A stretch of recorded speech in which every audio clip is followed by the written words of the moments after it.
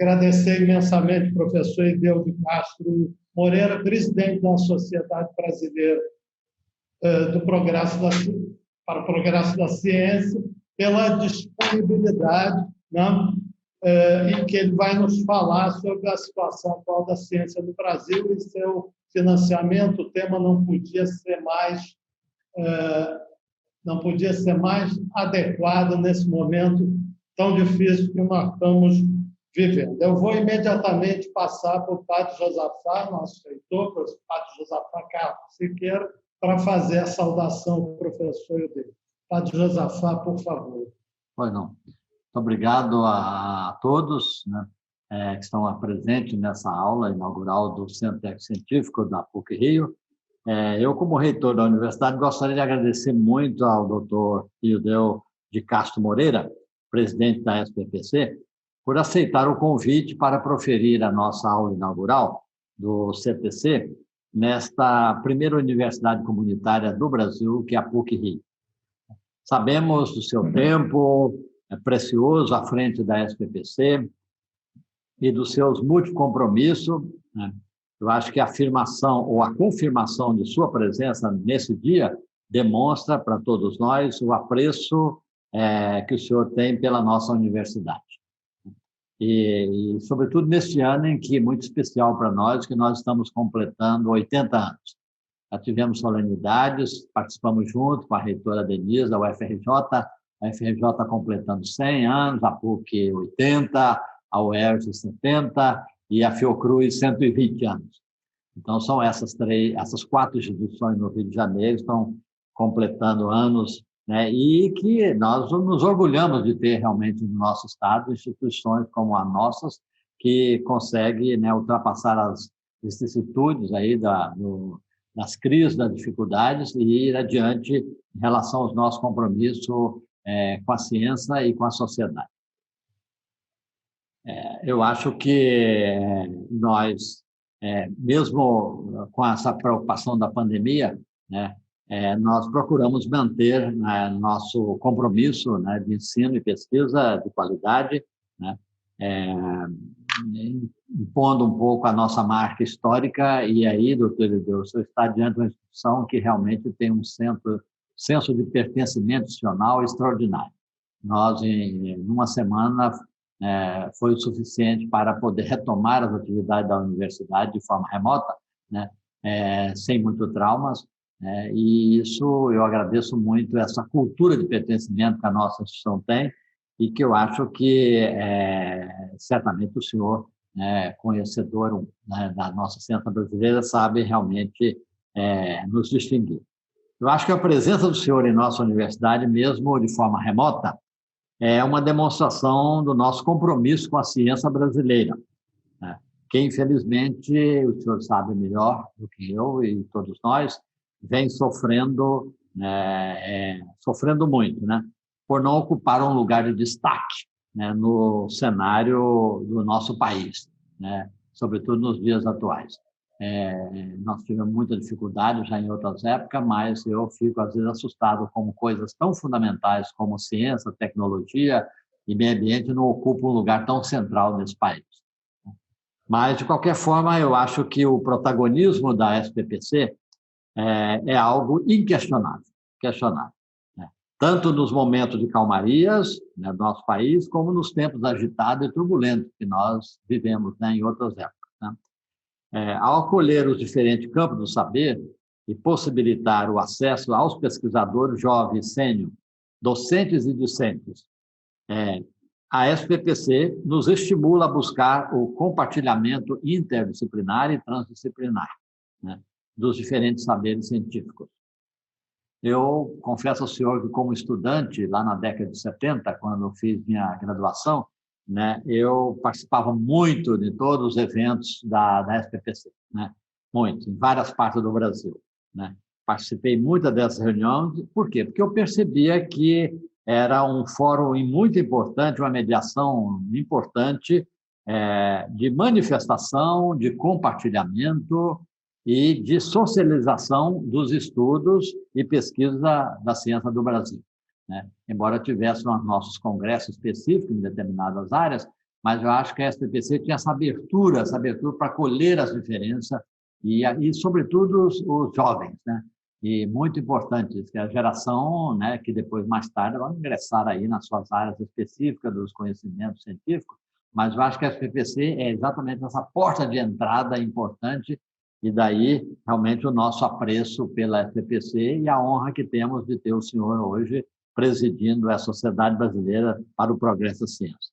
Muito obrigado por nos conceder a honra da sua presença e vamos procurar ouvi-lo com muita atenção.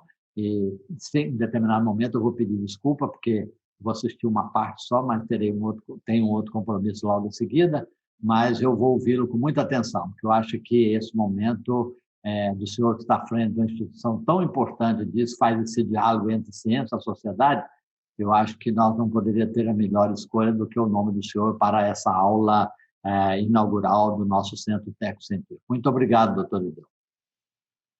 Obrigado, Padre Josafá. Eu vou passar para o Sidney, inclusive peço que ele conduza a reunião a partir daqui. O Sidney, nosso vice-decano de desenvolvimento e futuro decano do CTC, ele sugeriu o nome do Ildeu. Ele é conhecido de longa data, digamos assim, do Ildeu. Ninguém melhor do que ele para apresentar o Ildeu e contar umas histórias, se quiser. Então, passo a palavra e a condução da sessão para o professor Sidney Passionini. Obrigado, Silva Mello, obrigado, Padre Josafá. Eu, antes de fazer uma apresentação formal e informal do Ildeu, eu não vou me estender muito, alguns poucos minutos, eu só gostaria de explicar aos participantes como é que nós vamos conduzir essa sessão. Todos estão com seus microfones bloqueados no momento. Ao longo da apresentação do Ildeu, aqueles que quiserem colocar perguntas por escrito no chat, fiquem à vontade. O chat vai ser monitorado e nós vamos tentar coligir as perguntas para serem apresentadas posteriormente ao Ildeu, ao final da apresentação. Da mesma forma, depois da apresentação, aqueles que desejarem fazer perguntas oralmente, por voz, que eu acho muito mais agradável, interessante e interativo do que apenas pelo chat, devem abrir a opção da lista de participantes, que fica no canto inferior direito da tela, no canto inferior da tela, perdão, a lista de participantes. E na lista de participantes, na parte de baixo, vai ter a mão azul que permite você solicitar autorização para falar. Essa mão azul, quando você levanta, ela entra na ordem que as pessoas clicaram, portanto, eu posso chamar as pessoas na ordem que elas se expressaram sua vontade de falar, e eu posso, então, autorizar que essa pessoa tenha o seu microfone liberado para fazer a pergunta para o Ildeu. Eu acho que isso vai ser muito mais interessante do que apenas por chat.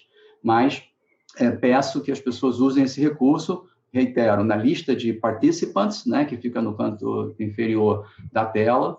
Essa lista vai aparecer normalmente do lado direito da sua tela, e na parte de baixo da lista, depois que ela aparece, tem o ícone de raise hand, levantar a mão, que é um ícone azul, ok? Bem, posto essa parte mais, digamos assim, operacional, eu vou começar com uma breve apresentação formal do Ildeu. O Ildeu é doutor em Física pela FRJ e professor do Instituto de Física do Programa de Pós-Graduação em História das Ciências, da mesma instituição. Ele realizou estágio de pesquisa na França e trabalha nas áreas de física teórica, com sistemas não lineares, história da ciência, em particular história da ciência no Brasil, e comunicação pública da ciência. Ele foi chefe do Departamento de Física Teórica do Instituto de Física da FRJ, foi editor científico da revista Ciência Hoje por muitos anos e membro de comitês editoriais de diversas revistas científicas e de divulgação. Ele foi membro da equipe de transição governamental do governo federal, 2002, do setor de ciência e tecnologia, coordenou a Comissão Executiva do Ano Mundial da Física no Brasil, foi membro da Comissão Interministerial do Centenário do Voo do 14 Bis, em 2006, coordenou a Semana Nacional de Ciência e Tecnologia de 2004 a 2012, foi membro do Comitê Temático do Comitê Assessor de Divulgação Científica do CNPq, pertenceu aos conselhos da Sociedade Brasileira de História da Ciência, da Sociedade Brasileira de Física e da SBPC. Em 2007, ele recebeu o prêmio da Red Pop, Rede de Popularização da Ciência e Tecnologia na América Latina e Caribe. foi membro do Conselho Nacional de Política Cultural e do CTC da CAPES, da Educação Básica. Em 2010, foi admitido na Ordem Nacional do Mérito Científico, na classe de Comendador Personalidade Nacional. Foi diretor do Departamento de Popularização e Difusão da Ciência e Tecnologia do MCTI, é membro do Conselho da SBF, a Sociedade Brasileira de Física, e do Conselho Superior da CAPES. Em 2014, ele recebeu a condecoração da Menção Honrosa Rio Negro do Instituto Nacional de Pesquisas da Amazônia, o INPA, e o Prêmio Mercosul de Ciência e Tecnologia. Recebeu o prêmio também José Reis, de Divulgação Científica e Tecnológica, do CNPq, em 2013. O Ildeu, a quem eu conheço há muitos anos, desde a década de 80, é um verdadeiro batalhador, diria, militante da ciência no Brasil, né, Ildeu? E com muita atuação na batalha pela divulgação da ciência.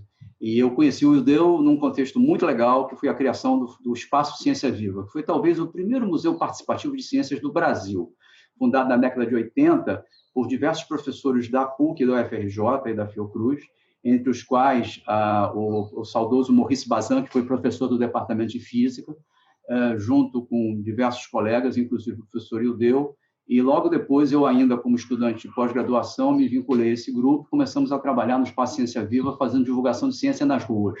Então, nós íamos para as praças públicas, imaginem, na década de 80, a Companhia de Energia Elétrica desligava todas as luzes da Praça Sans Penha ou da Largo do Machado, imaginem, desligar todas as luzes públicas, e nós apontávamos 20 telescópios para o céu para observar as estrelas ali, com a população fazendo fila para ver as estrelas dos planetas. Nós fizemos isso com astronomia, com biologia, fizemos isso em diversas partes do Rio de Janeiro e do Brasil, e depois conseguimos receber a cessão de um terreno do governo do Estado, na Tijuca, onde até hoje funciona o Espaço Ciência Viva, atendendo escolas, formando professores, etc. E o Ildeu foi um dos grandes mentores dessa iniciativa e acompanha esse processo desde sempre. Então, nós tivemos a chance, lá na década de 80, de interagir bastante, de trocar muitas ideias, fazer muita coisa boa juntos. Faz muito tempo que nós não nos falávamos, a não ser pela mídia, pelas redes sociais. E aí, fiquei muito feliz de que ele pôde atender esse convite para apresentar essa aula, que eu acho que, como disse o Silva Mello e o padre Josafá realçou muito bem, vem num momento particularmente delicado do mundo e, em particular, do Brasil, com a questão da ciência sendo valorizada como sendo uma questão absolutamente crítica e fundamental. Então, Ildeu, mais uma vez, obrigado. Eu passo a palavra para você. Fique à vontade para abrir a sua tela quando quiser para a apresentação do que você preparou. Muito obrigado. Boa tarde a todos vocês. Em primeiro lugar, agradecer muito a todos vocês que estão aqui assistindo, o convite para estar aí, agradecer muito o padre Josafá pela gentileza, e a minha satisfação é muito grande de estar na PUC, porque, como o Sidney mencionou também, eu fui aluno da PUC em 1974 na pós-graduação. Eu comecei a fazer pós-graduação no Departamento de Física, com o Svinka, que era meu orientador, e aí tinha vários colegas, né, hoje, que são professores da UFRJ, que naquele momento estavam na PUC, e, portanto, fiquei um tempo na PUC e depois, por razões de opção profissional diversa, fui para a UFRJ e me formei lá. Bem, mas agradecer muito a PUC, e tem muitos amigos, tem o Riso aí, tem o Sidney, tem vários outros, certamente, amigos de longa data, conhecidos na PUC.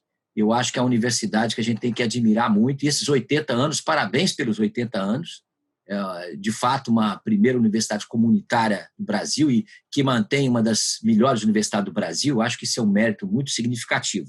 Então, muito, muito prazer estar aqui com vocês e, obviamente, para falar para um público tão seleto, vocês possivelmente ficarão meio decepcionados, mas eu vou tentar cumprir o meu papel aqui também. Agora eu estou na presidência da Sociedade Brasileira de Progresso da Ciência, que nesse momento, a gente está numa batalha muito acesa em relação à questão da ciência brasileira, do Sistema Nacional de Ciência e Tecnologia, também da educação, né? E, portanto, eu vou colocar algum quadro daquilo que é uma avaliação pessoal e também dessas interações com vários colegas que a gente tem atuado em conjunto, tanto no Congresso Nacional quanto também nas nossas entidades. Eu também tenho um colega que eu estava conversando com ele há pouco, né, que vocês certamente conhecem, é meu colega e amigo de muitos anos e também foi professor da PUC muito tempo, né, na física, que hoje é o presidente da Academia Brasileira de Ciências. Então, o CTC da PUC tem hoje o presidente da SBPC, é ex-aluno do CTC, e o presidente da Academia Brasileira de Ciências também. Então, não é mérito nosso, é mérito do CTC de formar pessoas que tenham, né, essa perspectiva também de valorizar a ciência brasileira. E o Luiz tem sido um guerreiro, né, muito intenso nessa luta pela ciência brasileira. Então, a minha ideia é fazer uma apresentação, e eu queria que o Cid, inclusive, me avisasse quando eu tivesse uns 30, 35 minutos, porque, né, o professor universitário perde a noção de tempo, e para os físicos o tempo é relativo, né? Depende da velocidade que você fala, o tempo muda, mas então você me avisa, por favor, para a gente poder dialogar mais, tá? Então eu vou apresentar alguns gráficos, fundamentalmente, né, da situação da ciência brasileira e algumas colocações mais amplas, e certamente eu acho que é um ponto de discussão. Eu não sou, obviamente, nenhum expert nisso, eu acho que eu estou nessa posição na SPPC por causa de um movimento coletivo de muita gente, né? E eu acho que, aliás, Padre Josafá, a nossa SPPC está fazendo 72 anos esse ano. Então, e muitas das pessoas, e possivelmente muitos daqui também, tiveram a sua primeira SPPC, que a gente nunca esquece, participando de alguma atividade, apresentando alguma comunicação, participando de algum debate. E na década de 60 foi muito acesa, né, a SPPC, em particular em 77, né, na PUC de São Paulo, que nos acolheu, porque o governo tinha proibido a reunião anual da SPPC, que seria em Fortaleza, e nós a fizemos na PUC de São Paulo, cercada pela polícia, mas lá dentro o Dom Paulo Evaristo Arnes disse: aqui dentro o terreno é da PUC, é do Vaticano, então, por favor, o evento vai acontecer. E aconteceu. E teve uma repercussão importante para a democracia brasileira. Então, a SPPC tem essa luta histórica pela educação, pela ciência, pelo meio ambiente, pelos direitos individuais, pela democracia. Então, é uma trajetória, eu acho que nos orgulha de ter, inclusive, como presidentes, pessoas tipo Clodovaldo Pavão, Anísio Teixeira foi presidente da SPPC, né, um grande educador brasileiro, Maurício Rocha e Silva, muitos outros que trouxeram uma importância significativa para a ciência brasileira. Então, destacar também que a SPPC hoje congrega 156 sociedades científicas de todas as áreas do conhecimento. Isso é muito legal, porque elas são afiliadas, e muitas delas, como a Sociedade Brasileira de Física, como a Sociedade Brasileira de Química, foram fundadas em reuniões da SPPC. E depois, certamente, se expandiram, saíram das reuniões anuais da SPPC no sentido mais amplo, porque eram sociedades científicas mais específicas, mas continuam ligadas a ela, e é muito orgulho a gente ter essa diversidade de sociedades ligadas à SPPC. Nós, só da área de ciências humanas e sociais, por exemplo, nós temos 50 sociedades científicas que são afiliadas, e isso eu acho que enriquece a sociedade. Como o senhor disse, as reuniões anuais eram muito intensas. Esse ano nós iríamos fazer em Natal e a transformamos inteiramente fizemos como vocês fizeram. Rapidamente nós transformamos numa reunião virtual que está acontecendo, já teve uma parte, aconteceu em julho, setembro, agora vai acontecer nas primeiras semanas de outubro, de dezembro. Nós vamos fazer aqueles debates, as nossas discussões, minicursos, atividades de divulgação, tudo isso agora, evidentemente, de uma maneira virtual, mas certamente a gente está tendo uma repercussão, eu acho que bem significativa. Então, eu queria passar para a minha apresentação, que eu vou compartilhar com vocês, e a ideia minha é falar um pouco de início sobre a situação atual da ciência brasileira. Certamente muitos de vocês conhecem tão bem quanto eu, até melhor, e depois eu vou comentar como é que está a situação atual da questão crítica desse momento, que são os recursos, né? O orçamento para o ano que vem. Nós estamos agora, nessa semana, fazendo uma batalha por ele, e terminar com algumas considerações mais gerais que eu acho que são importantes a gente compartilhar. E dizer que a SPPC está inteiramente aberta à PUC, a todos vocês, para a gente interagir, organizar debates, discussões, porque eu acho que o mote fundamental da ciência é a gente debater, trocar ideias, gerar novas possibilidades, inovar na educação, na ciência e também nas nossas práticas, como nós estamos fazendo agora aí via internet. Eu vou compartilhar aqui.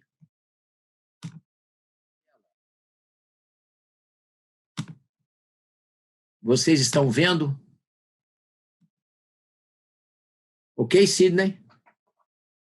Sim, tá ok. Ok, perfeito.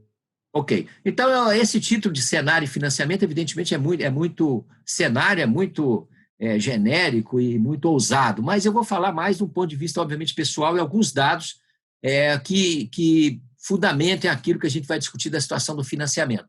Um ponto aí que eu coloquei nessa ilustração, que é uma ilustração de 2010, um caricaturista que é nosso colega de física, lá do Fundão, é que eu tinha pedido, ele colocou alguns cientistas brasileiros de várias áreas, mostrar que a ciência brasileira tem história. O fato da UFRJ estar fazendo 100 anos, e tem vários da UFRJ aí, nesse quadro, a PUC fazendo 80 anos, a Fiocruz 120, isso, obviamente, são tempos curtos, se a gente compara com a Europa, mas são tempos que refletem, são períodos que refletem também que a gente já tem uma densidade institucional e de amadurecimento da ciência brasileira significativa.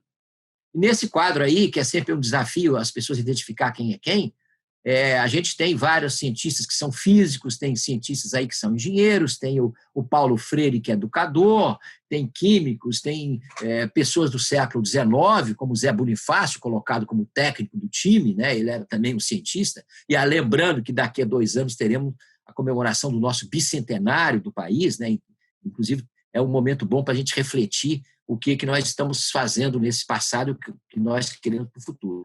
Bem, aí era mais para dizer refletir que a história brasileira, que a ciência brasileira tem uma história, tem gente que veio atrás da gente fazendo coisas importantes. Se a gente tem a PUC hoje, se a gente tem a UFRJ hoje, a Fiocruz, outras instituições, é porque houve esforço de muita gente, muita coisa não avançou na ciência brasileira, às vezes porque não se tinha ideias, não se tinha propostas, mas que não tinha condição, não tinha contexto, e frequentemente também as elites dominantes no país não tinham uma visão da importância da ciência e da educação. Bem, isso aí é só para deixar esse registro. Também um registro importante aqui que a gente observa nesse quadro que só tem 3 mulheres. Isso é o reflexo, evidentemente, da ciência brasileira no início, principalmente na primeira metade do século XX, que, obviamente, a situação agora mudou, melhorou bastante, mas ainda tem que melhorar muito nesse aspecto e também em outros tipos de inclusão de pessoas que todos os brasileiros e brasileiras têm de ter o direito, a oportunidade de fazer a profissão que quiserem, inclusive a ciência. Bem, aí é só um quadro do que a ciência brasileira um ponto central é que ela cresceu bastante. Se a gente compara com 30 anos atrás, principalmente o crescimento da pós-graduação foi muito significativo.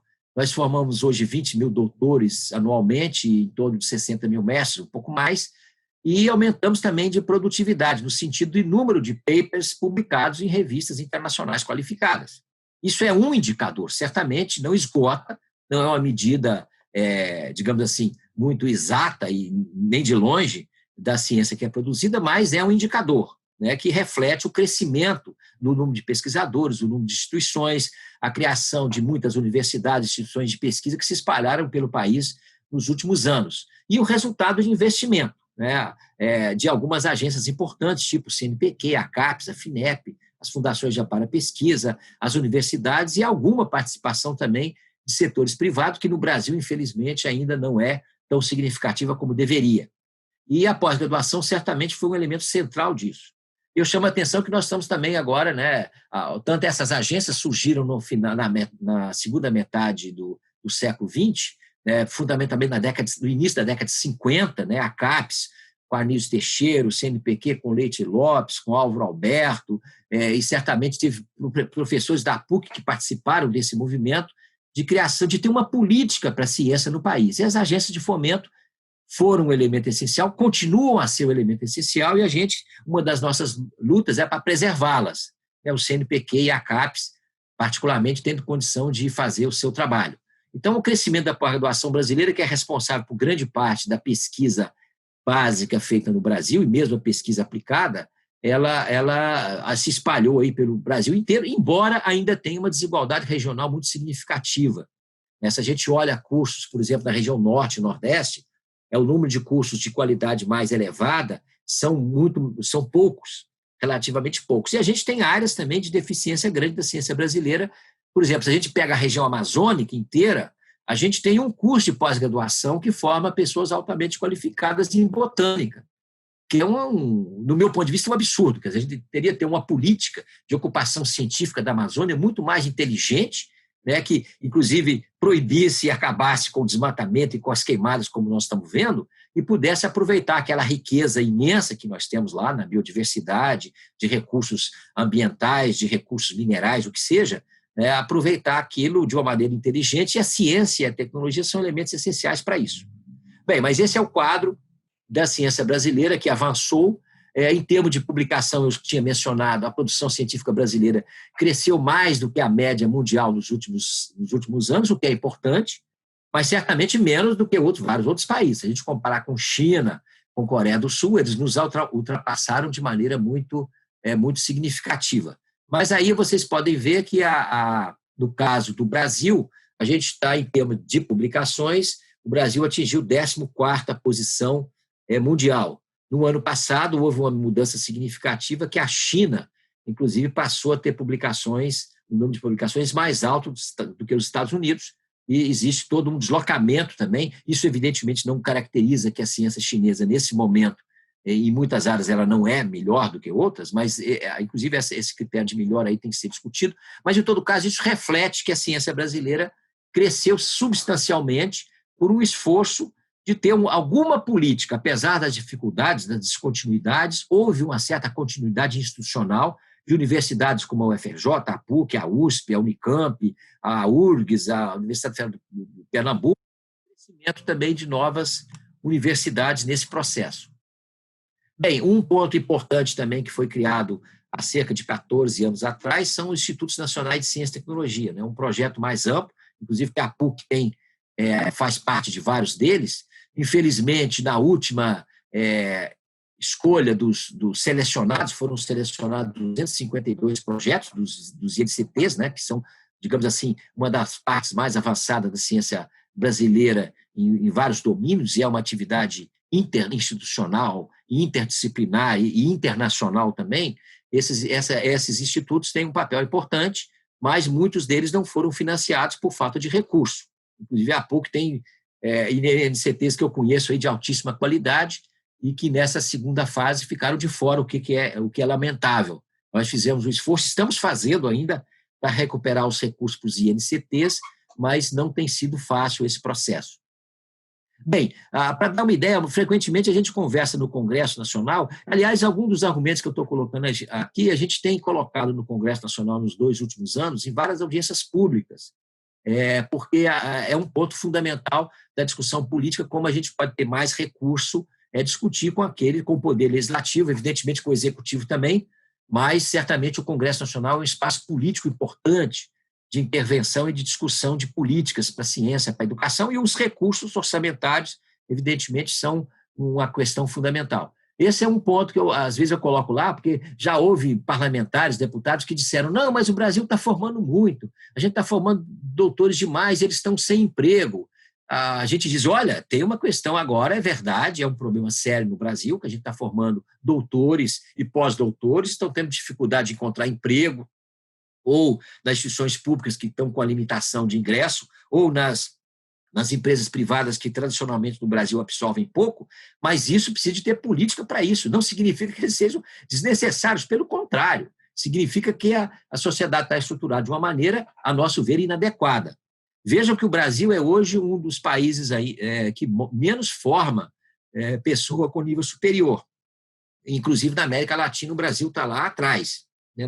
Cerca de apenas de 20% dos brasileiros têm acesso a uma formação superior. E a formação de pesquisadores, vocês vejam que o Brasil está lá atrás, da ordem de 1.000 pesquisadores por 1 milhão de habitantes. E outros países, como a China, esse número agora já aumentou um pouco mais. A China, que estava bem atrás do Brasil nessa porcentagem, agora já ultrapassou, e a China superou os Estados Unidos em termos de pesquisadores com alta qualificação no seu país. Temos também a União Europeia, evidentemente, mas isso mostra que o Brasil tem um espaço muito grande para formar mais gente em ciência. A questão é como empregar, como dar utilidade para esse conhecimento produzido, como envolver essas pessoas na sociedade, tanto para a inovação tecnológica, tanto para trabalhos profissionais, tanto para a inovação social, etc. Bem, esse é um ponto que eu não vou detalhar muito para vocês, porque já é mais ou menos, mas é mais ou menos o que a gente sempre enfatiza no Congresso Nacional. é que a ciência brasileira já dá muito retorno à economia brasileira significativos, que às vezes também nos imputam que a ciência é uma atividade que não tem muito retorno significativo para a sociedade econômica, o que não é verdade. É claro que todas as áreas da ciência é uma questão muito diferenciada, esse tipo de retorno, mas a ciência, no seu conjunto, tem dado uma contribuição muito significativa para o desenvolvimento do país, inclusive para a agricultura. Exemplo claro, né, das universidades com a tradição rural, com a Embrapa, com as universidades que fizeram vários processos que descoberta de pesquisa básica se refletiram, por exemplo, na agricultura tropical, em particular no Cerrado, que há 40 anos atrás não tinha agricultura, praticamente na escala, e hoje é um dos lugares que mais produzem grãos do mundo. Então, a ciência foi fundamental para isso. A ciência é fundamental para isso. Por isso que a gente não entende, por exemplo, esse ano estão cortando 250 milhões de recursos da Embrapa e para o ano que vem a Embrapa vai perder 20% do recurso de investimento em pesquisa. É uma empresa que, por estimativas, a cada real que se coloca lá, o retorno são R$12. Então, esse é um exemplo claro de como a ciência dá um retorno explícito e importante para a economia. O outro caso evidente para todos nós é a questão também do petróleo, o pré-sal. Também há décadas atrás esse nome nem existia, foram os geólogos, os cientistas, os engenheiros, os técnicos, o pessoal da Petrobras, das universidades, que estudaram, identificaram uma região no fundo do mar com a presença de petróleo e desenvolveram uma tecnologia altamente avançada para retirá-lo. Isso significa hoje 55% da produção do país. Então, o reflexo disso na economia é muito grande. Existem inúmeros outros exemplos de empresas, tipo a Embraer, tipo a Embraco, mas também eu recordo a saúde pública. A saúde pública também, o Brasil tem uma tradição que a ciência brasileira contribuiu bastante para isso. A Fiocruz é um exemplo claro, no enfrentamento de pandemias, de doenças tropicais, e muitos outros. A PUC, o CTC da PUC, por exemplo, tem uma tradição muito forte também do início da computação no Brasil, que eu sei que eu vivenciei um pouco esse processo, e tem inúmeras outras contribuições na área da física, na área da engenharia, na área da química, como outras universidades brasileiras. Então, se a gente computar isso, a gente vê que a ciência brasileira já justificou bastante, mesmo se você fizer aquela visão economicista estreita de contar na ponta do lápis quanto que gastou e quanto que houve retorno, o retorno foi muito maior, aquilo que a gente diz em física, uma ou duas, pelo menos 2 ordens de grandeza acima do gasto em ciência e tecnologia. Então, eu acho que isso é importante. Agora, a gente também está numa discussão lá com o Ministério de Ciência e Tecnologia, que mais recentemente houve um certo movimento que tem origem no positivismo brasileiro, inclusive do século XIX, de voltar àquela ideia de que pesquisa básica não é importante, que pesquisa de ciências humanas e sociais não são significativas, que a gente tem de escolher apenas áreas estratégicas de uso imediato de recurso, e essa é uma visão estreita. Que o mundo tem mostrado, inclusive, que essa é uma visão estreita. Que a China, por exemplo, se é um dos países que avançou significativamente em ponto de vista tecnológico, a China, nos anos anteriores, aumentou mais o recurso para a pesquisa básica proporcionalmente do que para outras áreas, porque perceberam que era fundamental penetrar em vários campos, de política espacial, de nanotecnologia, de física quântica, de comunicação, que a pesquisa básica é um ponto central de apoio para isso. Bem, aí eu coloco esse gráfico às vezes para mostrar uma comparação histórica. Em 95, a China tinha o mesmo PIB do Brasil. Às vezes a gente se esquece que o tempo, poucos anos atrás, nós estávamos empatados em PIB e também em recursos para ciência e tecnologia. Brasil, China e Coreia tinham mais ou menos os mesmos valores. E hoje, o crescimento da China é, obviamente, muito grande do ponto de vista econômico, e tem essa matéria mais ou menos recente da Nature que diz que como a ciência transformou a China num superpoder. E é só entender o funcionamento. A ciência aí no seu sentido mais amplo, a ciência, a tecnologia, a inovação, apostaram na melhoria da educação também em geral, que foi um ponto importante, na formação de pessoal qualificado, e isso, eu não estou, obviamente, aqui advogando que a gente faça tudo que a China faz, mas eu estou advogando que a gente preste atenção de que todos os países que avançaram significativamente em ciência, em desenvolvimento econômico, inclusive, em ciência, apostaram e investiram de maneira continuada nisso, que é também um problema brasileiro, que são as nossas oscilações frequentes de recursos para essas áreas. Bem, é claro que a gente tem muitas limitações. Vocês sabem inúmeras, cada um de nós aqui pode listar inúmeras, eu coloquei algumas aí, e não vou me deter muito nelas, só vou mencionar uma ou outra, mas essa ciência também ela tem um problema fundamental, ela tem de melhorar de qualidade, ela tem de melhorar o impacto dela, nacional, internacional, isso se mede por dos indicadores é de citações, mas é apenas um deles, o Brasil está mal nesse aspecto, o Brasil precisa melhorar o impacto da ciência que produz, tem de ter maior estratégia de internacionalização, isso é verdade, isso, portanto, é uma deficiência que já deve ser abordada.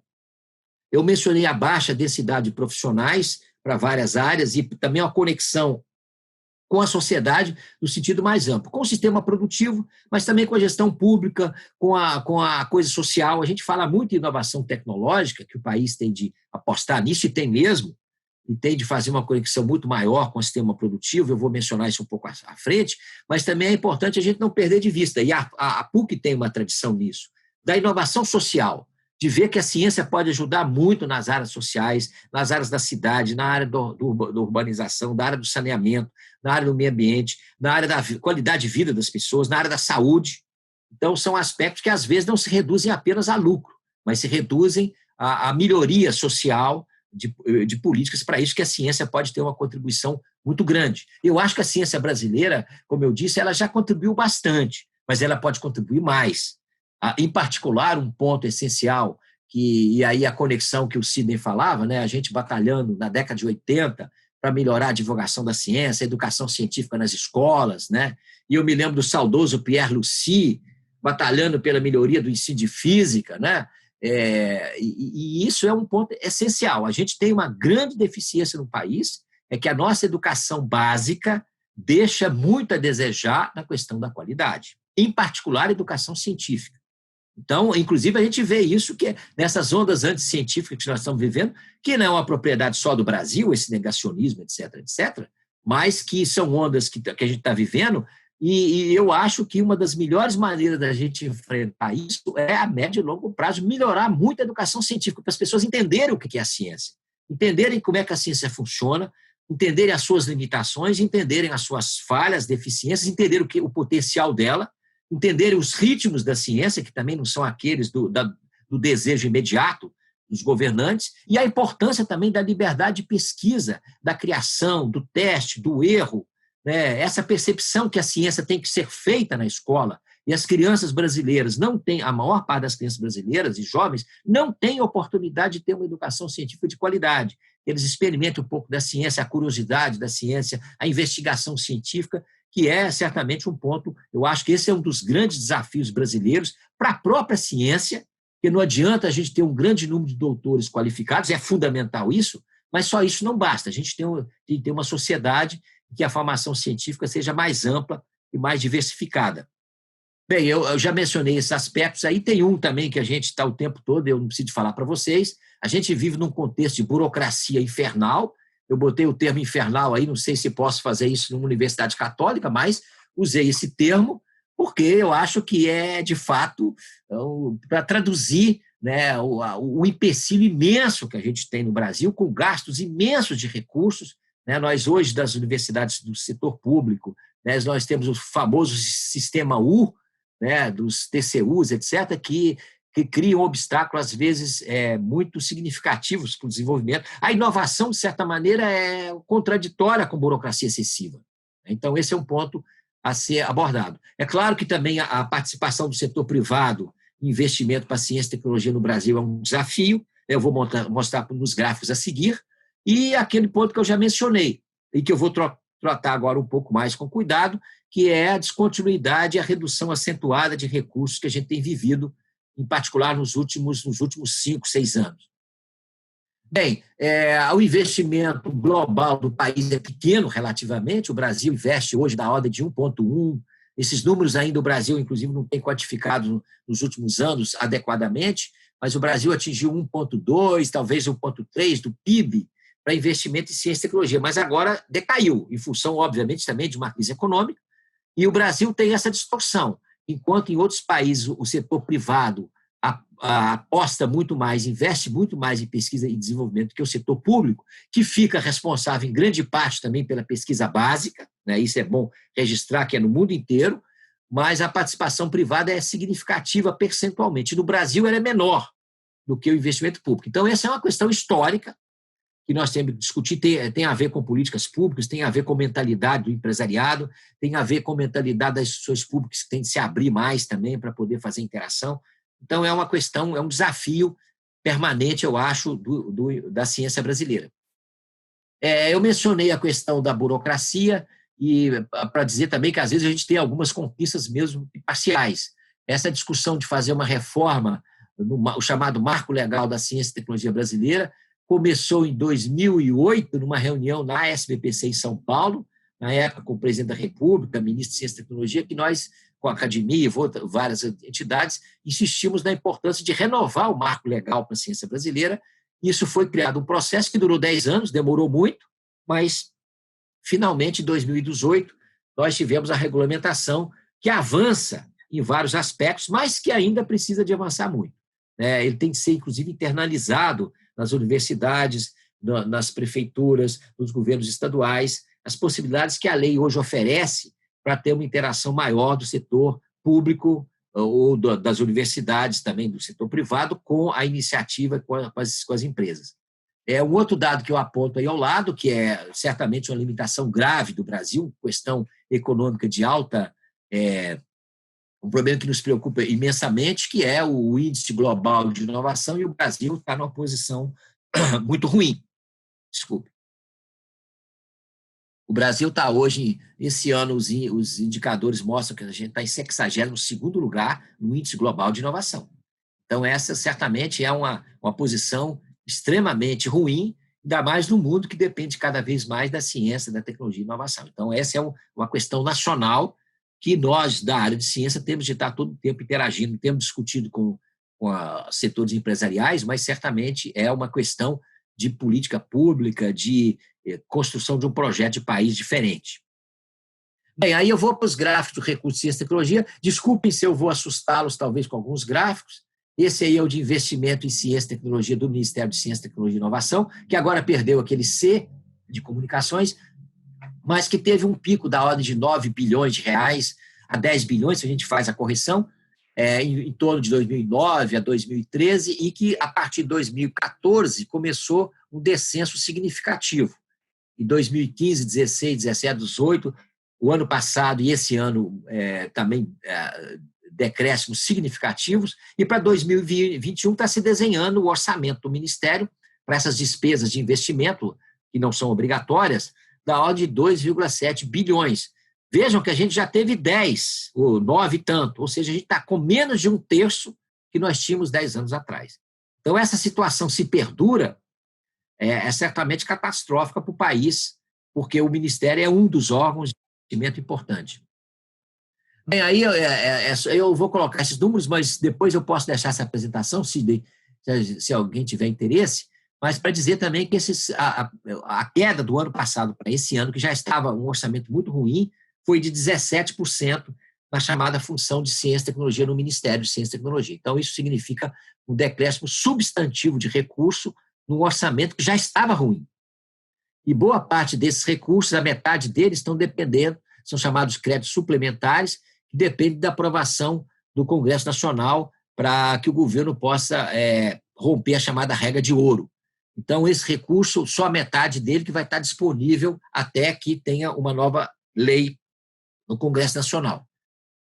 Bem, o CNPq, que é uma coisa que, obviamente, é importante, a agência mais tradicional de fomento à ciência brasileira, aí tem mais ou menos o quadro dos gastos que o CNPq operou, no orçamento do CNPq. Vocês vejam também um decréscimo significativo nos últimos anos, em particular do ano passado para esse ano, houve uma queda da ordem de 8% ou 9%, mas que pode afetar muito as bolsas. O recurso para as bolsas do CNPq para o ano que vem é 10% menor do que nesse ano. Significa que vamos ter muita dificuldade de manter as bolsas do CNPq se não houver uma suplementação salarial, se a gente não conseguir orçamentária no Congresso Nacional, que começamos essa batalha agora nos próximos dias. E o fomento para o CNPq está muito baixo. O CNPq tem apenas 22 milhões de reais para fomento. vocês terem ideia, em 2019 tinha 127. A estimativa é que o CNPq, um recurso razoável para fomento do CNPq, é 150 milhões. Vejam que um dos principais editais do CNPq, que é o edital universal, que tem sido da ordem de 200 milhões, o recurso dele, 3/4 vem da FINEP, o chamado Fundo Nacional para o Desenvolvimento Científico e Tecnológico, que eu vou mencionar em seguida, e que está congelado.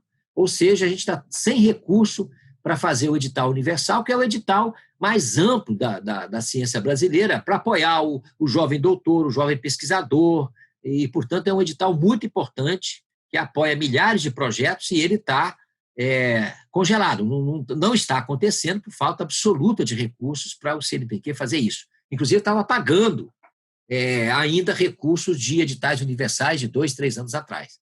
Então, essa situação do CNPq nos preocupa muito.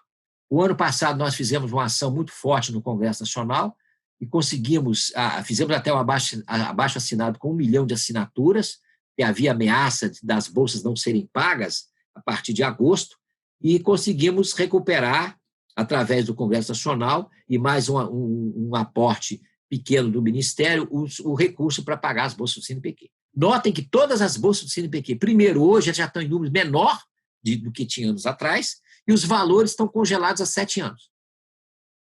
Bolsa de iniciação científica, de pós-graduação, de mestrado, de doutorado, de pós-doc, de pesquisador, né? E as bolsas de pesquisa do CNPq são importantes, mas elas estão congeladas, e a comunidade tem crescido a cada ano em termos de pesquisadores já formados.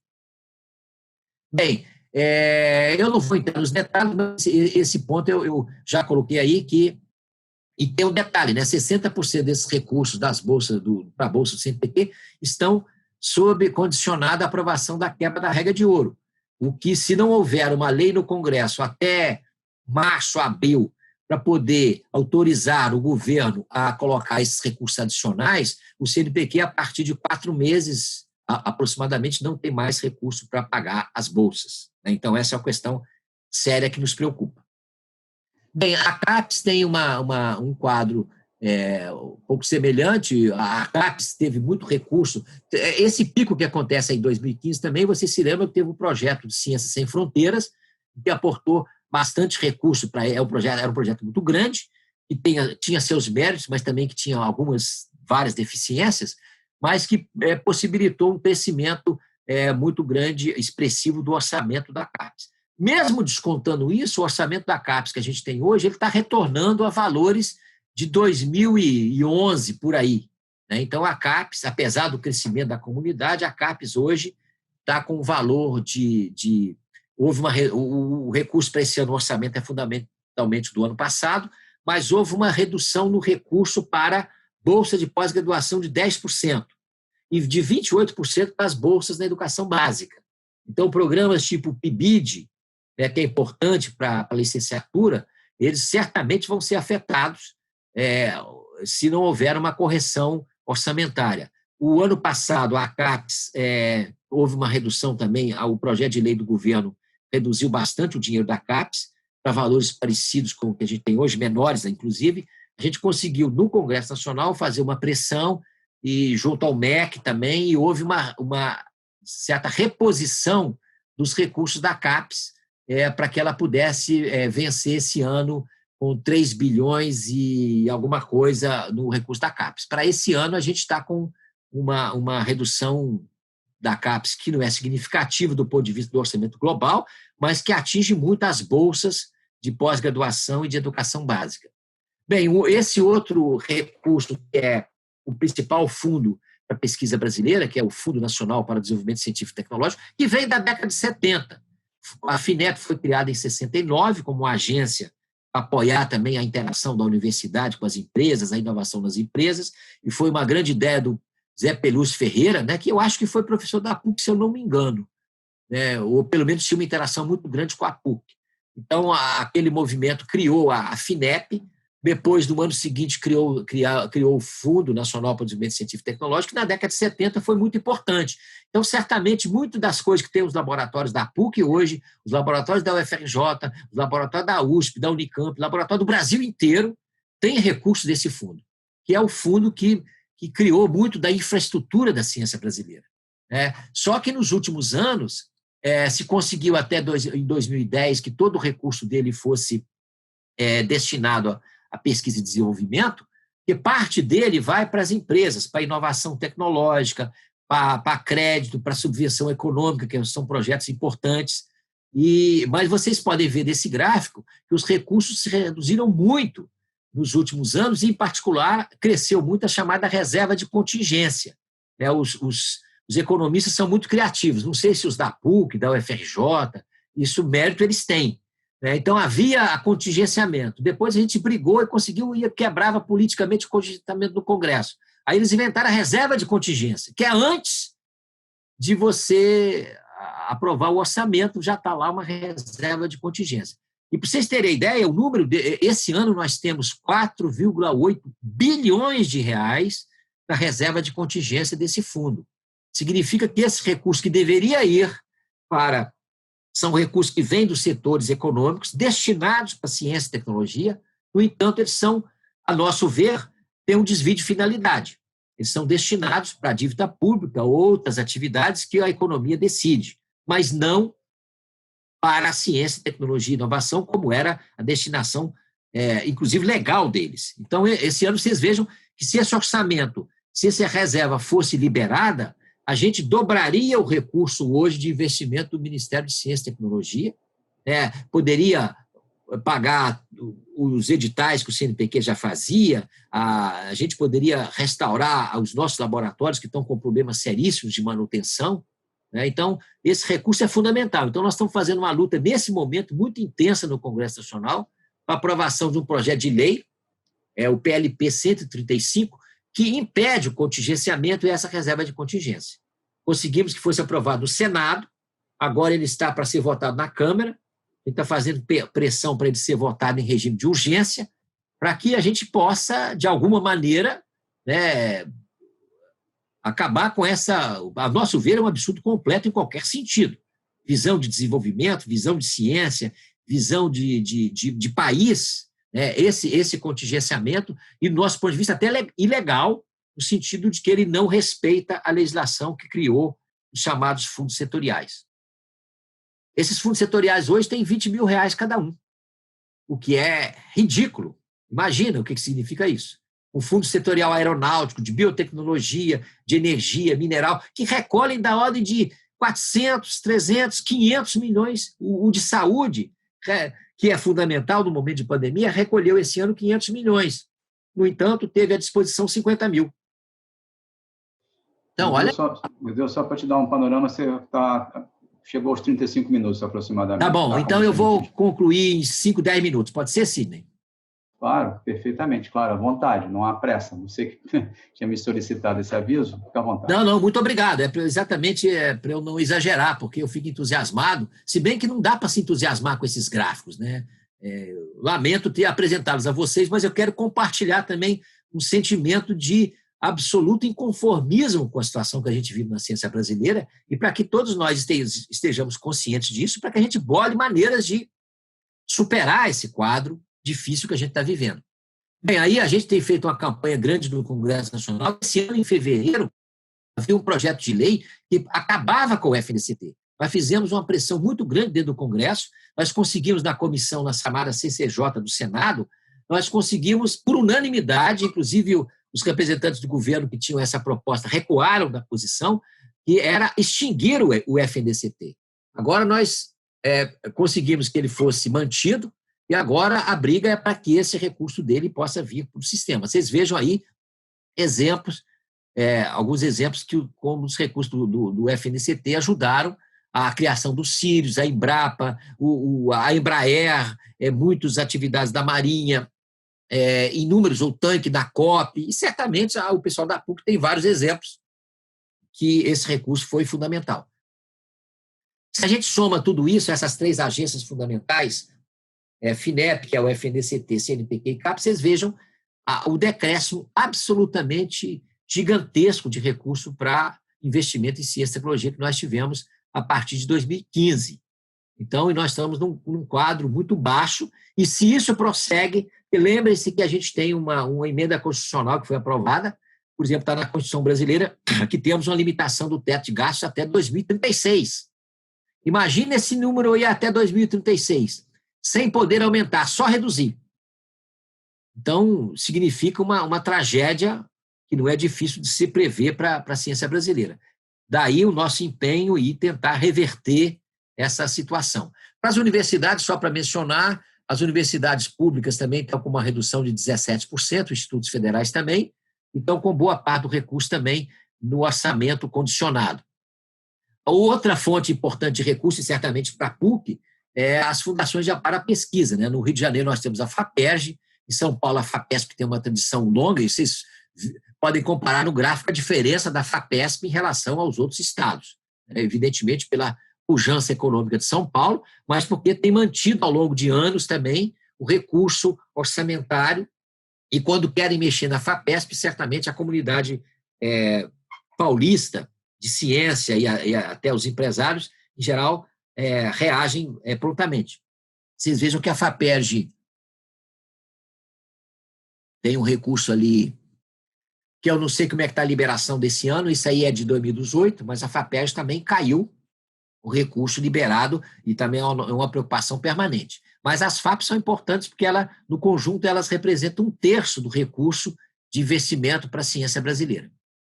Bem, aí eu ia só mencionar, mas eu só vou registrar que nessa questão da pandemia, enquanto o Brasil, o Ministério de Ciência e Tecnologia colocou 425 milhões de reais para pesquisas ligadas ao novo coronavírus, esse número é muito baixo. O Brasil está investindo em pesquisa menos de 1 bilhão. E enquanto os Estados Unidos está investindo 6 bilhões de dólares, o Reino Unido 2 bilhões de dólares, a Alemanha 2,5, o Canadá 1 bilhão de dólares. Isso significa uma escala muito maior. E a comunidade europeia está com um grande projeto também de renovação em função da pandemia, não só da economia, mas também da ciência e da pesquisa. Então, esses países estão apostando mais em ciência e tecnologia. E nós estamos apostando menos, o que certamente é um contrassenso absoluto em termos de perspectiva de país. Bem, aí tem várias lições da pandemia que eu ia mencionar aqui, mas eu acho que todos nós estamos vivendo isso, né? Deixou claro também a fragilidade da nossa indústria em vários aspectos, a questão da desigualdade imensa do país, que é uma questão que a gente tem de abordar, e a ciência brasileira não pode deixar de se preocupar com as imensas desigualdades que o país tem e se refletem nesses momentos, inclusive, da diferença no enfrentamento da pandemia. Então, a falta de planejamento, né, nós insistimos muitas vezes, as nossas entidades, em discutir com ministérios a questão de planejamento, mas faltou e falta o planejamento nacional de enfrentamento da pandemia, inclusive muitas vezes com declarações de autoridades, inclusive altas autoridades, em detrimento de informações dos órgãos sanitários, da ciência, etc. Então, é certamente uma questão complicada e esse desafio que nós temos permanente. Como a ciência brasileira pode contribuir tanto para o sistema produtivo como para melhorar a condição de vida das pessoas. Mas a gente pode melhorar muito a universidade, a gente deve melhorar muito a universidade. Agora, a gente não pode fazer o que está sendo feito, né? Se a gente está destruindo significativamente o sistema de ciência e tecnologia, nós não vamos ter capacidade de dar um salto para frente que é necessário para o país. Aí é só para exemplificar algumas batalhas, essa do ano passado, lá em defesa do CNPq, que havia a proposta de fundir com a CAPES, né? A gente entregando para o Rodrigo Maia lá 1 milhão de assinaturas. E estamos os dois aí, ex-alunos da PUC, e o Luiz, professor da PUC, entregando 1 milhão de assinaturas aí para o Rodrigo Maia e outras atividades. Essa aí embaixo, de saudosa memória para a gente, infelizmente, foi a última marcha pela ciência que a gente fez na frente do Museu Nacional antes do trágico incêndio. Então, essas atuações também que a gente tem tentado fazer, a SBPC, as outras entidades, nesse momento de pandemia, obviamente, elas estão prejudicadas, mas é também um movimento da gente levar para a sociedade uma preocupação quanto à ciência e tecnologia. Aí nós conseguimos apoio de parlamentar. No Congresso é muito engraçado, que a gente colhe muitos discursos favoráveis. Ontem, por exemplo, nós fizemos uma live até 11h30 da noite. Passaram por lá, eu acredito, uns 60 ou mais deputados e senadores de vários partidos, inclusive da base do governo. Todos eles, o discurso era fundamental para a educação, não pode, o recurso para a ciência, para a educação, etc, etc. Mas, na hora da votação no Congresso Nacional, a gente tem se deparado que o Congresso como um todo ele acata aquilo que vem da economia como se fosse, sei lá, as tábuas da lei. Então, só fazem correções minúsculas de emenda. Então, a gente fica à cata de emendas paliativas que resolvem um dinheirinho para o CNPq aqui, para uma instituição acolá, mas o Congresso Nacional brasileiro, ao contrário do americano, que muda significativamente a proposta orçamentária do governo, o brasileiro, em geral, não faz isso. Bem, um outro ponto que nós temos argumentado, Cine, é que está escrito na Constituição brasileira, que nós, as nossas entidades, conseguiram colocar lá que pesquisa científica básica e tecnológica receberá tratamento prioritário do Estado. Só que tratamento prioritário é esse que você reduz o recurso para menos de 1/3 em poucos anos?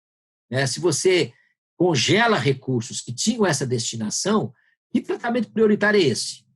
Que a pesquisa brasileira, que é fundamental o Estado apoiar a formação de recurso humano, mas no momento que os nossos jovens, eu não sei se está acontecendo na PUC, mas no meu instituto os jovens já estão indo embora da pós-graduação para outros países, já perdemos 4 no ano passado. Então, essa é uma questão que está nos preocupando, eu não sei, vocês possivelmente têm dados importantes sobre isso.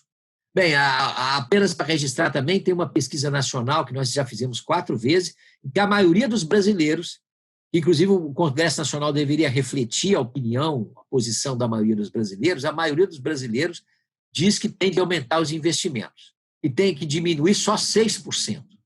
Então, isso é um indicativo, e essa pesquisa é nacional, a pesquisa oficial, reflete uma certa visão da sociedade brasileira, mesmo com a formação científica certamente deficiente em muitos aspectos, mas as pessoas têm a sensibilidade da importância da ciência e da tecnologia.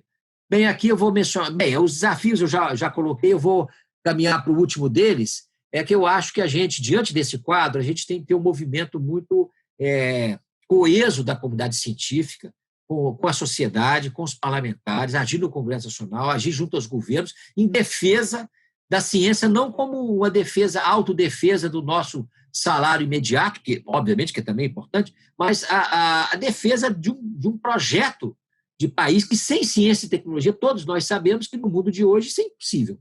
Então, se a gente tem uma redução drástica de recursos, é claro que a gente tem de lutar sempre para que esse recurso seja bem utilizado, que a gente faça pesquisa de qualidade, tenha que ter a repercussão significativa na sociedade, mas é fundamental que a gente tenha grandes programas mobilizadores, que a gente tenha um projeto nacional. A ciência e a tecnologia tem de estar encaixada também num projeto de nação. As potencialidades que nós temos, todos nós sabemos que são imensas, na área da biodiversidade, da Amazônia, do meio ambiente, das energias. Agora, a gente tem de usar isso de uma maneira inteligente, e a ciência, e tem planos para isso. Infelizmente, esses planos frequentemente não são usados. Quando se muda de ministro ou se muda de governo, os planos anteriores são esquecidos. Então, essa chamada para a gente discutir um projeto de país, ainda mais agora, eu acho que no momento pós-pandemia, em que a gente se aproxima do bicentenário do país, é fundamental que a gente discuta conjuntamente, a comunidade científica, a comunidade acadêmica, que projetos a gente pode propor também para o país. Claro que um projeto de país não somos só nós que fazemos, mas é fundamental que o nosso setor esteja muito ativo nesse momento. Então, eu queria convidá-los para a nossa reunião virtual, que está acontecendo.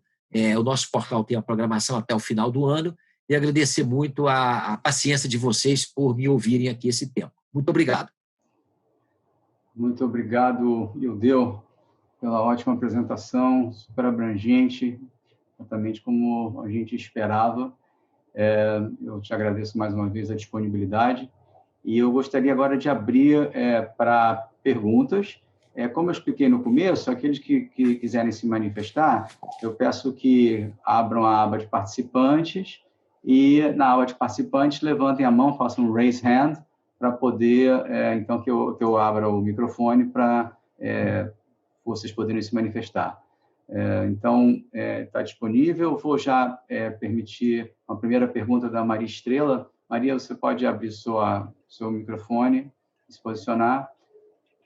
Eu vou abrir na ordem que vai aparecer para mim, tá? Então, não se preocupe. Meu vídeo está aparecendo aí para vocês? Perfeitamente, Maria. Vai adiante, por favor. Professor Ildeu, é uma honra ouvir essa aula que o senhor acabou de dar. Eu fico, igualmente, como o senhor e todos que estão aqui ouvindo, eu fico angustiada em ver a situação que o país está enfrentando. E realmente é uma situação crítica, onde a gente vê que a questão do recurso é feita de forma, na minha opinião, irresponsável e, ao mesmo tempo, não vemos perspectivas de melhora, né? Então, infelizmente, talvez a piora da situação na ciência brasileira seja o que a gente precisa para, daqui a 2 anos, votar um governo que valorize a ciência, né? Que é o que não acontece no atual governo. Você acredita que nós vamos enfrentar os próximos 2 anos de governo com muita dificuldade, mas você acredita exatamente que essas dificuldades podem ser a razão principal para um Brasil melhor a partir de 2023?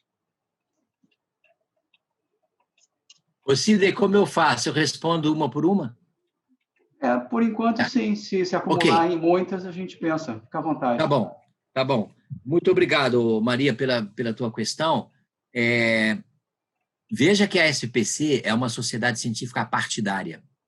Uhum. Não é a política, pelo contrário. A gente participa intensamente da vida política brasileira. Então, a gente toma nossos cuidados, obviamente, porque a gente não se manifesta em relação a candidatos a partidos específicos. Inclusive, na eleição passada, a gente tem até um documento que eu poderia ter mostrado aí, que o atual presidente assinou um documento que nós mandamos à Academia Brasileira de Ciências e SBPC. Aliás, acho que foi o único documento que ele assinou prometendo alguma coisa objetiva na área da ciência e da tecnologia, em que ele prometia destravar o FNDCT, não fez, está travado. Prometia aumentar o recurso para ciência e tecnologia, também não fez. Então, tinha vários... E adotava na sua resposta uma frase que é o nosso bordão de décadas. Recurso para ciência e tecnologia é investimento e não é gasto. Isso estava colocado na resposta do atual presidente para nós, e nós temos levado isso ao Congresso. Em várias discussões, nós mostramos a carta assinada de compromisso com o recurso, de aumentar os recursos, de não contingenciar o FNDCT. Agora aumentou o contingenciamento. Então, o nosso embate com o atual governo, como com outros governos que já tivemos também, né? O governo passado e outros, nós tivemos muita dificuldade, estamos sempre brigando. E agora, a SPC, é isso que você fala da esperança, de acreditar, da perspectiva. A vantagem da gente estar uma entidade que tem 72 anos é que a gente já passou por muita coisa, né? Numa época que não tinha nem a agência de financiamento, a gente ajudou a criar, o Ministério de Ciência e Tecnologia, a gente ajudou a criar as agências, a CAPES, né, que foi criada por nosso Anísio Teixeira, presidente da SPC, e passamos por períodos difíceis do Collor, por exemplo, que teve um momento também muito difícil, em que a sociedade brasileira também se manifestou de maneira intensa.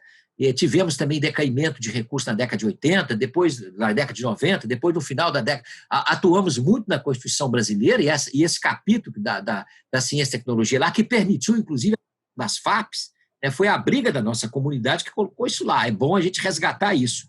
Então, isso mostra que quando a gente está junto e com ideias corretas, estratégias e lutando, pode demorar, mas a gente avança, ou a gente consegue ter avanços significativos.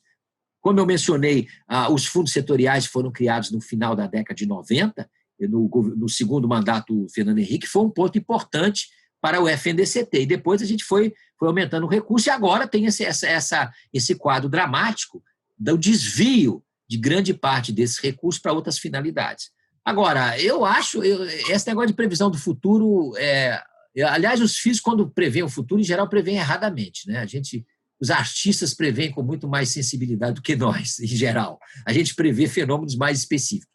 Mas a gente tem a expectativa, a gente está sempre nessa luta para recuperar isso. O Congresso Nacional, às vezes, a gente consegue algum avanço, como eu disse, localizado. Nós vivemos um momento também difícil que eu não mencionei aqui, né, e o Riso sabe disso. As unidades de pesquisa do Ministério também estão sendo atingidas com redução de recursos. Tem unidades de pesquisa importantíssimas, como o INPE, que teve até digamos assim, a sua qualidade da ciência que produz e que é grande, de monitoramento da Amazônia, colocada em questão, né, e que levou à saída do Ricardo Galvão. Então, foi também um episódio dramático, né, que mostrou que o apreço pela ciência, pelos dados, pela informação científica não é muito, em vários escalões. Então, a gente nesse momento, estamos discutindo também com o Ministério de Ciência e Tecnologia vários desses aspectos, né? Com o Ministério de Ciência e Tecnologia, a gente dialoga com o ministro, o que já é uma grande vantagem. Com o do MEC anterior, a gente nem isso conseguia, né? O meio ambiente também muito difícil, né? A gente tem também uma situação no meio ambiente catastrófica, que inclusive está trazendo uma imagem para o Brasil, vocês sabem disso, vocês têm todo mundo conhecimento aí internacional, a imagem do Brasil no exterior está sendo profundamente prejudicada. Isso tem um impacto na economia, né? Por causa de um tratamento inadequado, absolutamente inadequado em relação à questão do meio ambiente. Agora, esse negócio eu acho que a gente tem de continuar. A gente está no momento de resistência, mas eu acho que a gente tem de conjugar dois movimentos. Ao mesmo tempo que a gente resiste, briga e luta para poder não deixar diminuir, etc., a gente não pode deixar, nós que somos a intelectualidade brasileira, né, vocês aí que são da universidade de uma excepcional qualidade, de pensar o país. Que projeto de país a gente tem? Como é que a nossa universidade pode ser melhor? Como é que o ensino básico pode ser melhor? Como é que a gente pode fazer uma inovação maior no sistema produtivo brasileiro? Como é que a gente pode preservar a Amazônia de uma maneira inteligente, criando recursos e ativando a economia? E a gente pode. Agora, a gente tem de acreditar nisso, enquanto nação. Desculpa que eu estou quase fazendo um discurso, Sidney, exagerei. Não, tá ótimo, deu. A próxima pessoa que está com a mão levantada é o Leonardo Dias Pereira. Eu vou pedir que ele abra o seu microfone e coloque a sua pergunta, por favor.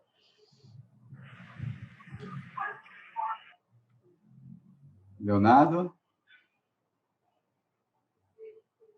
Não sei se ele ainda está ativo. Oi, tudo bem? Tudo bem, me ouve? Sim, sim. Pois não, Leonardo. Perfeito. Deixa eu abrir aqui o meu vídeo também. Agora sim. Tudo bem, professores? Uma boa tarde a todos. Muita satisfação também participar desse evento e ouvir o professor falando sobre ciência, tecnologia e inovação.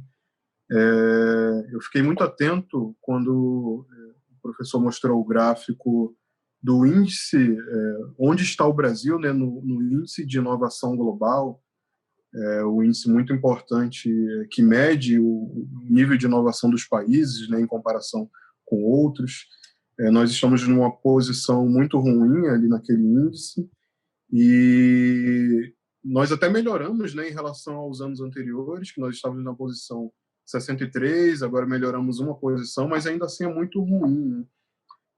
A minha pergunta existe uma forma, né, de haver o progresso da ciência junto com o progresso da inovação, né? Porque nós percebemos que o Brasil melhorou muito nos últimos anos quanto à divulgação científica, né, dos nossos profissionais, mas a inovação tecnológica atrelada a isso não melhorou na mesma velocidade. Então, como que nós podemos fazer para unir, né, essas duas frentes, a ciência e a inovação tecnológica, que na prática a gente observou que tem uma disparidade aí. É isso.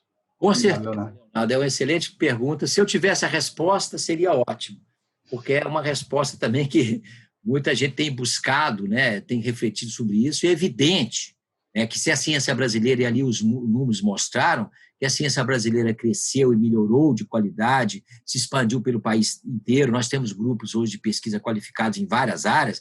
Nós temos áreas que o Brasil disputa com outros países a liderança mundial em qualidade da pesquisa, né? Algumas áreas localizadas. Então, então, nós certamente avançamos muito. Agora, quando a gente olha a questão da inovação, nós estamos lá atrás. É isso que você falou, quer dizer, a gente melhorou, foram 4 pontos. Mas, na realidade, não foram nós que melhoramos, foram os outros que pioraram. A gente ficou mais ou menos na mesma pontuação, né? Então, isso reflete que, e se você for olhar também a indústria brasileira, a participação dela no PIB era mais de 30% anos atrás. Agora está em torno de 12%. Já a indústria brasileira está caindo significativamente. E a gente não conseguiu reverter esse quadro. E aí a gente tem conversado muito com a CNI, a gente interage mais com o movimento dos empresários, né, pela inovação, a MEI, e temos feito vários debates, e tem uma preocupação de vários setores lá também com isso, mas tem alguns problemas sérios. Primeiro que a gente não tem muita... A história de ter políticas de apoio a isso continuadas, de subvenção econômica, de política que estimule o empresariado a apostar nisso, são muito raras e são mal feitas, e isso é um ponto, né? Então, a gente carece de política pública continuada e adequada para isso. Teve alguns ensaios, tem algumas iniciativas hoje, tem a Embrapi, por exemplo, tem um projeto centelha da FINEP, tem muitas coisas que a gente mostra que a gente é capaz, mas isso não percola, como dizem os físicos, né? Não envolve todo o sistema, envolve apenas uma parcela pequena dos empresários de pequenas e médias empresas, enquanto em outros países essa proporção é muito maior. Então, nós temos que fazer um programa, de fato, de escala para isso. E, para isso, não pode reduzir o principal fundo, que esse FNDCT, por exemplo, que tem esse papel.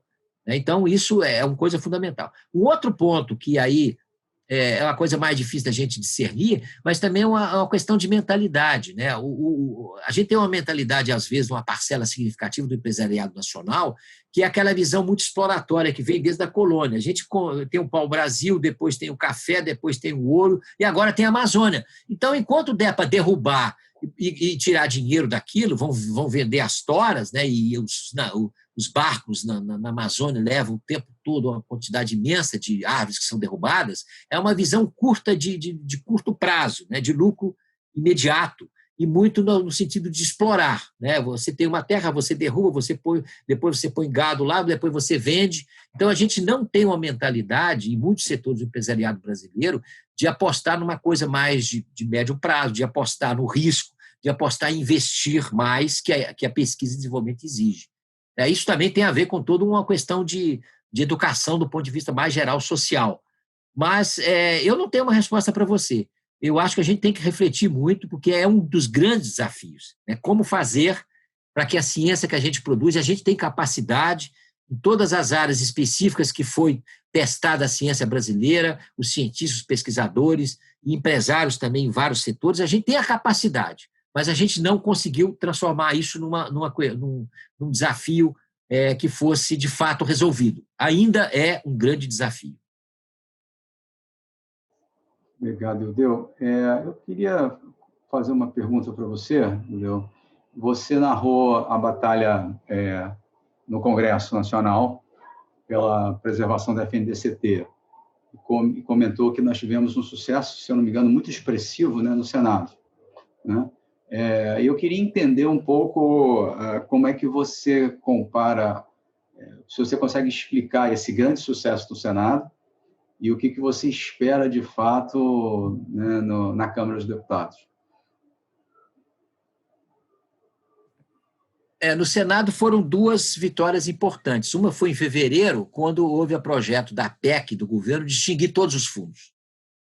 Então, estava lá o FNDCT. Então, nós fomos lá e colocamos que essa história de extinguir todos os fundos sem olhar para eles, inclusive aqueles que faziam sentido, era uma loucura, né?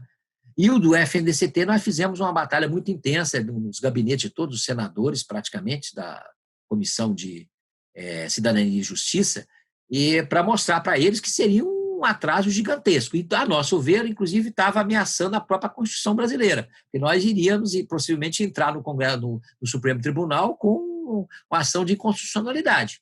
Se a Constituição diz que é fundamental que pesquisa científica e tecnológica deve ter tratamento prioritário, o principal fundo é extinto, com recursos que vinham para isso, né, e que tem uma história de décadas de mostrar que foi importante.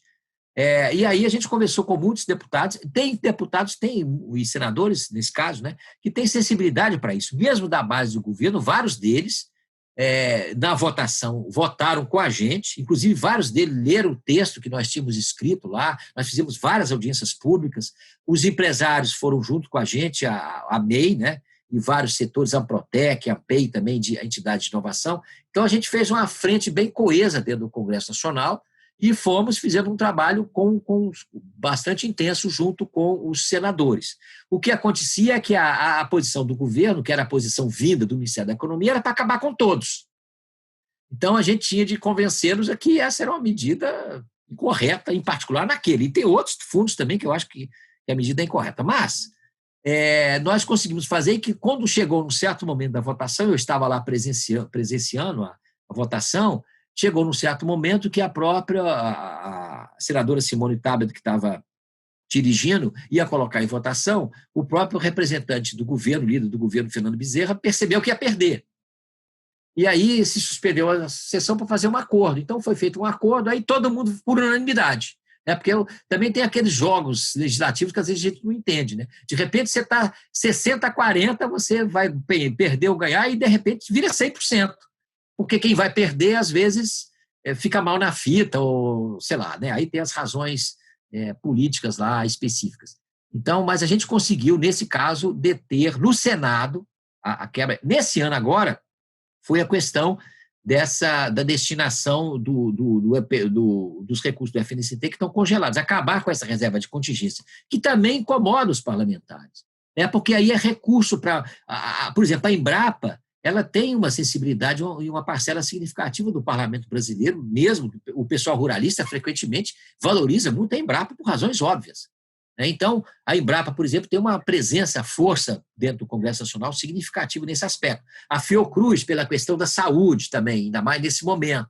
Então, são entidades que já têm uma história, as universidades também têm uma força política lá dentro. Como todos nós nos juntamos para dizer o absurdo que é congelar esse fundo, aí senadores de vários partidos vieram para essa posição. Agora, vamos ver se na Câmara o que pode acontecer. O nosso risco é que o governo possa, ou quando eu chamo de governo, também é diferenciado, porque as coisas são. O governo também, às vezes, é esquizofrênico. Né? O Ministério de Ciência e Tecnologia defende isso, mas o Ministério da Economia não. Então, você tem uma parte do governo que defende, só que tem dificuldade de expressar isso, porque, evidentemente, o Ministério da Economia é muito mais poderoso. Mas a gente faz uma ação concertada e a gente conseguiu que, no caso do Senado, houvesse uma sensibilidade em relação a esses recursos agora. Agora, o ano passado, nós seguramos a questão das bolsas lá do CNPq, a não extinção do CNPq também, porque houve uma sensibilidade parlamentar de vários partidos, porque é uma coisa que toca os parlamentares também, a questão dos jovens. Né? Então, aí houve uma convergência de interesses e a gente conseguiu segurar aquilo. Agora, o orçamento a gente não conseguiu mudar. A gente conseguiu mudar detalhes do orçamento. O orçamento continua caindo. E para 2021, tudo leva a crer que vai continuar caindo. Então, isso a gente não consegue convencer o conjunto do Congresso Nacional que ele tem, pela Constituição, o direito de mudar o orçamento e que ele deve fazê-lo. Mas aí o pessoal recua. E todos os governos, não só esse não. Só para completar, antes de passar para o Riso, que levantou a mão para perguntar também, do ponto de vista legal, com relação ao contingenciamento de recursos do FNDCT, a gente depende formalmente do Senado e da Câmara aprovarem para isso poder ser descontingenciado. É isso. Isso. Atualmente o projeto foi aprovado na Câmara, a gente conseguiu 70-1. No Senado, né? Vocês vejam quem votou contra. No Senado, né? Hein? No Senado, né? Senado. Agora foi para a Câmara. Se a Câmara votar agora, se não tiver emenda, ele já vai para o presidente da República, que pode colocar veto. Já pode vetar. Certo. E aí volta para o Congresso. Se houver alguma emenda, ele vai para o Senado. A gente até tem uma posição de que o projeto tem algumas coisas lá que a SBC em particular não gosta muito, que aumenta para metade os recursos para empréstimo. Então, a FINEP fica uma agência muito financeira, no sentido que metade dos recursos daquele FNCT vão para empréstimo, para a empresa. E a gente não queria isso, porque tinha uma limitação de 25%. A gente queria continuar naquilo lá. Mas, dadas as circunstâncias, todas as entidades fechamos que é fundamental aprovar o projeto como está, para que ele possa ir direto para a presidência da República e esperamos aí fazer uma pressão política para que ele não seja vetado. Agora, tem um detalhe, Sidney, que a gente ainda não tem resolvido isso, porque como tem o teto dos gastos, que abaixa todo o recurso para ciência e tecnologia, se esse recurso a mais vier, como é que ele entra? Porque pela lei do teto, ele não pode entrar, ele só pode entrar se ele tira outro, então não resolve o problema para o recurso imediato para fomento à pesquisa, entendeu? Mas isso a gente vai cada coisa de cada vez, né? Obrigado, Deu. Vou passar a palavra, então, para o Riso, por gentileza. Bom, primeiro eu queria parabenizar aí o Deu, belíssima palestra. Um pouco até na linha do que o Sidney comentou, eu queria entender o seguinte, Deu. A gente sabe que o investimento dos fundos setoriais, que na realidade para o Brasil seria muito importante, eles vêm das empresas, né?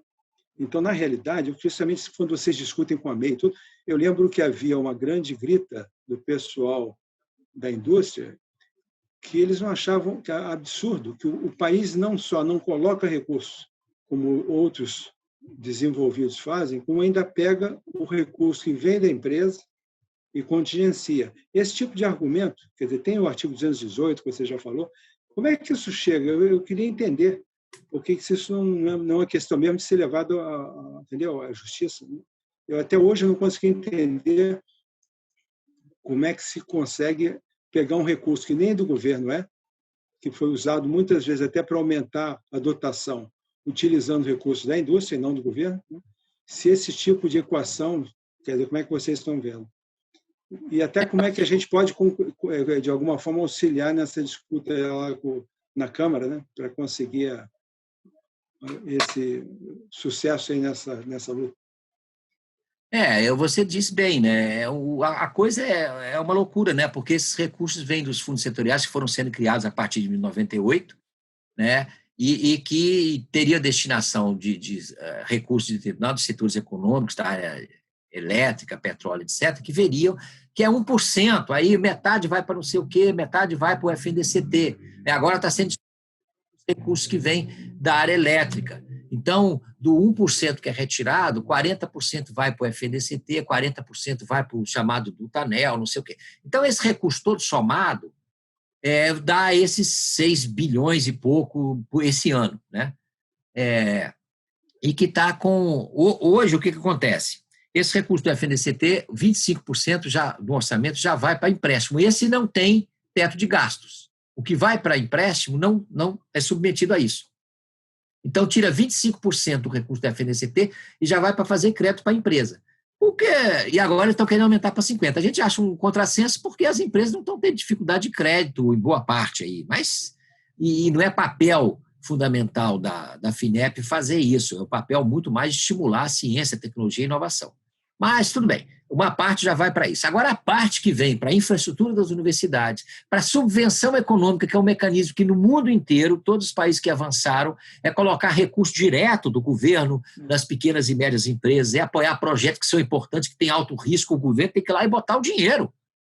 E isso acontece no mundo inteiro, né? E aqui no Brasil esse recurso está parado. Aí a gente tem usado esse argumento, Riso, e todo o tempo. E todo parlamentar que a gente fala, em geral, concorda com a gente. Só que aí vem uma ordem da economia que parece que é as tábuas da lei, entendeu? Aí todo mundo, aí o líder partidário... Eu já tive situação de conversar com um congressista que foi numa audiência nossa, foi até a comissão geral, que fez um discurso defendendo o ponto da gente muito mais veemente do que nós. Falou muito melhor que a gente, defendendo. E aí, na hora de votar no orçamento, votou contra. Aí eu encontrei com ele no aeroporto e falei, deputado, me explica o que aconteceu. O senhor foi, eu bati palmas. Aí chegou lá, o senhor votou contra aquela merreca que a gente falou, professor, não me entenda mal, mas o senhor não entende nada de política. Eu falei, não entendo.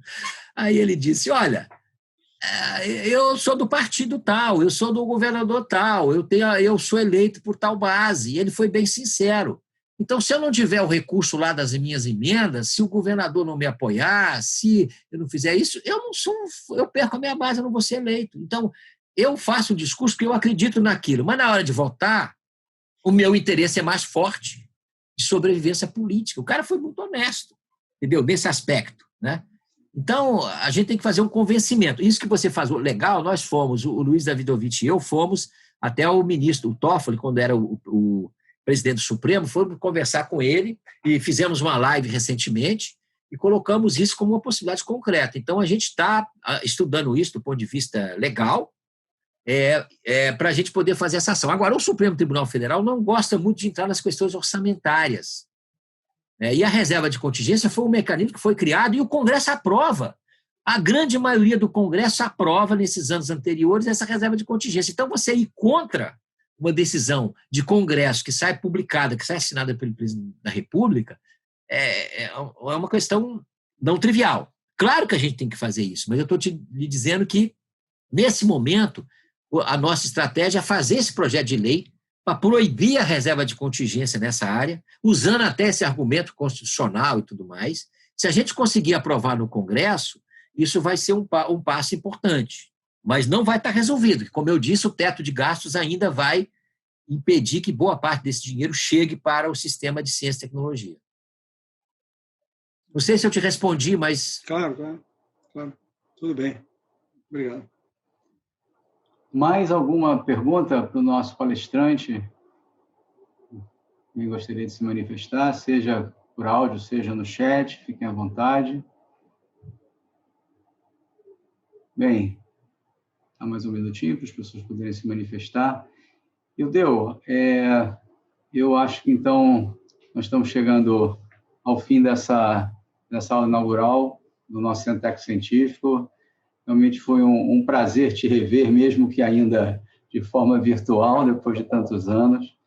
Eu queria agradecer a tua disponibilidade. Como você disse, você não veio falar para a gente de coisas bonitas e agradáveis, mas veio, talvez, nos dizer coisas que muitos de nós já conhecíamos, mas de uma forma estruturada, que permite, talvez, que nós nos organizemos para ajudar, de alguma maneira, de forma também mais estruturada.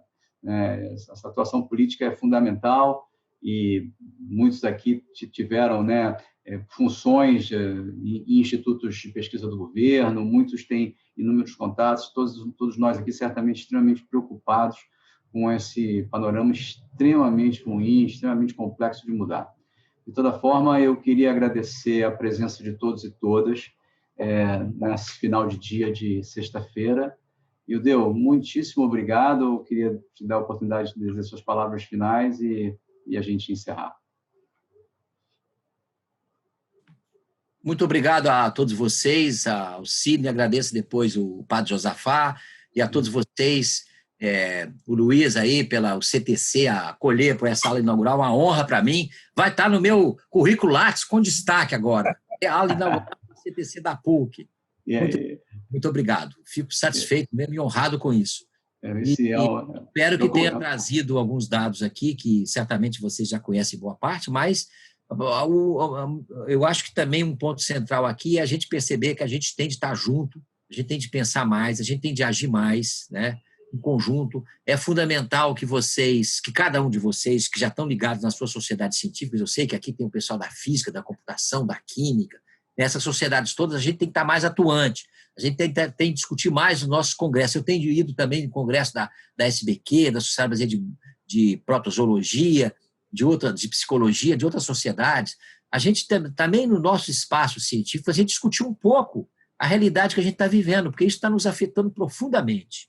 A gente pensar que país a gente tem, que momento dificílimo nós estamos vivendo agora na pandemia e a saída dela, como é que a gente pode pensar um projeto de país. E nós, esse conjunto, e vocês, são um pessoal altissimamente capacitado para contribuir muito, tanto para suas carreiras individuais, que já são de destaque, mas também para o país. Eu acho que a gente não pode perder essa dimensão de que nós podemos fazer muito. E se a gente quiser, se a gente estiver junto, as coisas mudam. Podem ser difíceis. Então, a gente tem de aliar, eu acho, que atitudes de protesto, de resistência política, que fazem sentido em qualquer momento, desde que estejam nos afetando, em particular a democracia, os direitos da cidadania, liberdade, etc., mas também a gente pensar coletivamente que país a gente quer construir. Eu acho que se a gente estiver junto, a gente pode ajudar significativamente. Agora nós vamos ter, nos próximos meses, eleições municipais. Nós estamos fazendo esforço SPC para ver se a gente discute nas grandes cidades, pelo menos, com os candidatos ou com alguns candidatos, a preocupação de que nos programas de governo eles reflitam. O prefeito do Rio de Janeiro tem de pensar na ciência e tecnologia, para usar nas políticas públicas, para usar na saúde. As grandes capitais, os municípios, a educação e a ciência e tecnologia são um binômio essencial para o país e também para o local, né? Para o município e para o Estado. Então, seria muito importante também que a gente discutisse coletivamente como é que a gente pode traçar estratégia. Eu, certamente, as perguntas que vocês fizeram, eu não sabia responder fundamentalmente, eram perguntas boas e difíceis, porque é um processo, né? Esse enfrentamento político, né? Como o Riso mencionou aí do Congresso, não é trivial. Então, a gente tem de aprender a apanhar, ir ganhando, perdendo, avançando a cada instante. Agora, uma coisa eu acho que é fundamental. A gente, todos nós, devemos estar juntos e com essa perspectiva de construir um país diferente, pensar. A gente pode fazer, o futuro não está dado. Eu lembro aqui termino com o meu poeta mineiro lá, o Carlos Drummond, dizendo, ó vida futura, nós te criaremos. Ou seja, não está dado. A gente pode fazer diferença e a PUC certamente já faz diferença na ciência brasileira, já faz diferença na sociedade brasileira e pode fazer mais ainda todos vocês. Muito obrigado. Muito obrigado, Ildeu. Aqui no chat, que depois vai ficar registrado, tem diversos agradecimentos e elogios. Infelizmente, a gente não está ouvindo os aplausos, porque os microfones estão mutados, mas muitos elogios. Muito obrigado e vamos juntos, vamos tentar ir juntos. Muito obrigado. Então, eu vou dar encerramento à palestra. Um abraço, boa noite a todos e a todas. Muito obrigado.